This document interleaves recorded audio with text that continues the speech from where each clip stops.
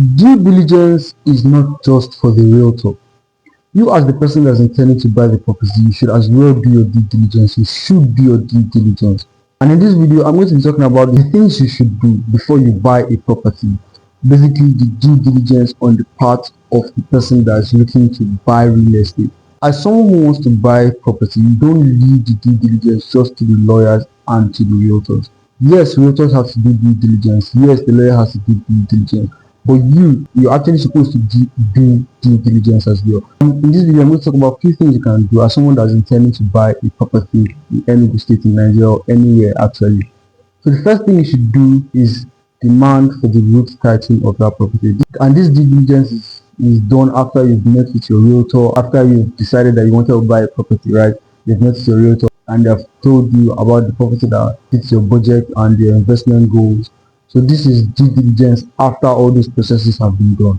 So you demand for the root title of that property. The root title going tracing down to the first person that owned that property, the C of O that was issued for that land. The C of O might not be given to you actually, but it's good that you demand for the root title just to check that the root title of that property is valid. That is the chain of transactions, the chain of ownerships of that property are valid. So demand for the root title of that property to see that everything down to the current seller, every transaction down to the current owner of that property is valid.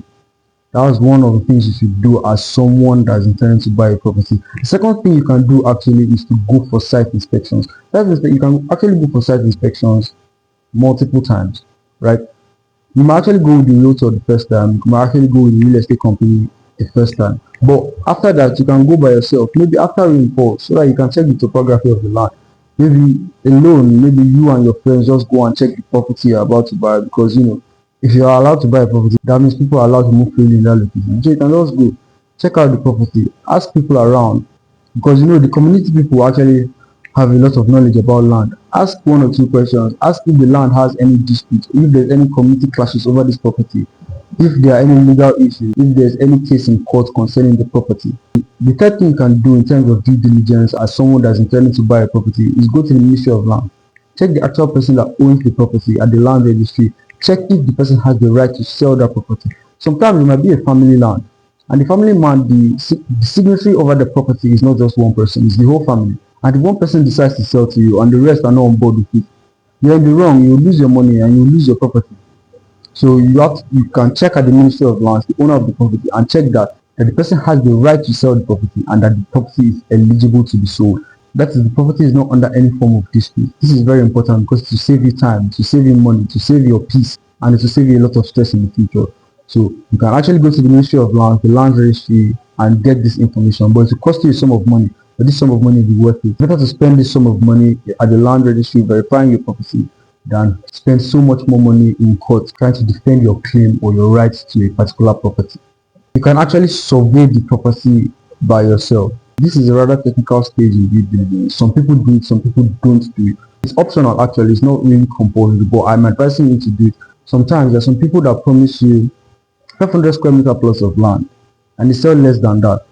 And you won't know this if you don't get a professional to determine the actual size of the plot. Someone that's not well versed in the profession, I can show you a 500 square meter plot and a 460 square meter plot, and you may not be able to tell the difference. Maybe you might based on fluke, but you might not necessarily be able to tell the difference. So get a professional to determine the size of the land, because I can tell you I'm selling 500 square meter plots of land for you.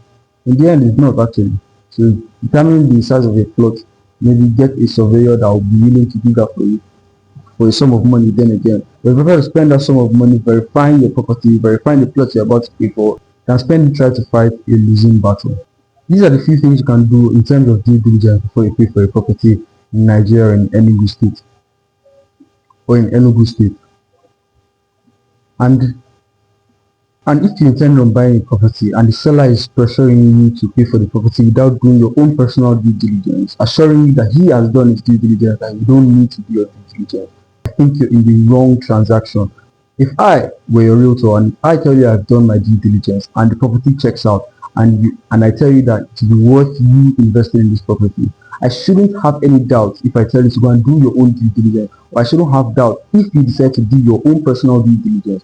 I believe that if you do due diligence, you should come out with the same results that I have gotten. So any seller, any realtor that is rushing you to pay for a property and telling you not to do due diligence might not have your best interest at heart. So it's very important, regardless of what they say, do your due diligence for that property. Don't leave it just to the professionals, because when you're fighting your cases, when you're fighting your problems with the community, with the court, they won't be there to help you. You face your problems and you face it alone. So in order to avoid that, these four things I've said, you'll be happy that you did your due diligence before buying a property. Just imagine you build a house on that land and you're living in that house. And then your next door neighbor is telling you that the person that sold this land to him sold him a fake land, sold him a land with one story or the other. And then you're wondering how you're not in this mess. And you remember that there was a time that you watched a video of Victor speaking and told you to do due diligence, and you did. And now you're not in the same problems that the other person is in.